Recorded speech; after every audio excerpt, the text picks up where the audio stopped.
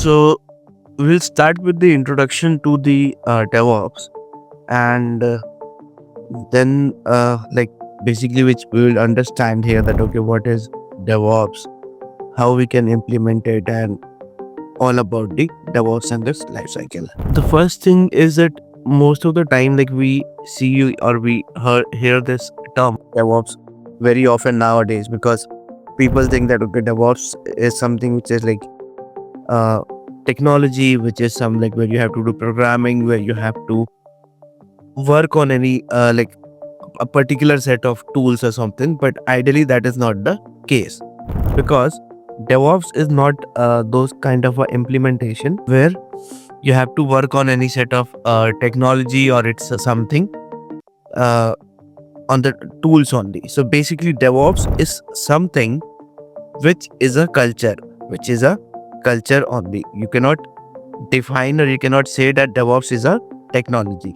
So DevOps is a culture which can be implemented in any of the domain.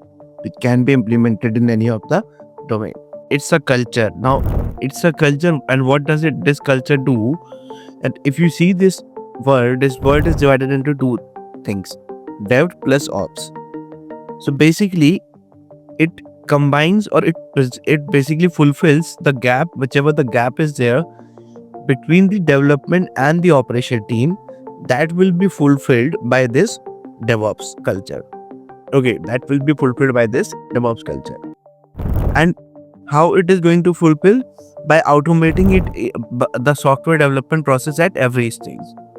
When you are automating the software development process at every stage, so you are going to fulfill this particular culture. Now, if this is like something which we saw DevOps like in a different chunks, that we saw that okay, development, operation, gap, we are bridging up the gap here, then we have the automating the things at every stage and all those stuffs going on. Though if we understand it in terms of a definition or a proper the process oriented way, in that case we would say that it is a software engineering culture which basically unifies the development and operations team, which automates the things at every stage, which automates the tool at every stage. Now, in this entire process, the one thing which is important is the software development. Is that every stage we are doing the some sort of development, or we would say the automations.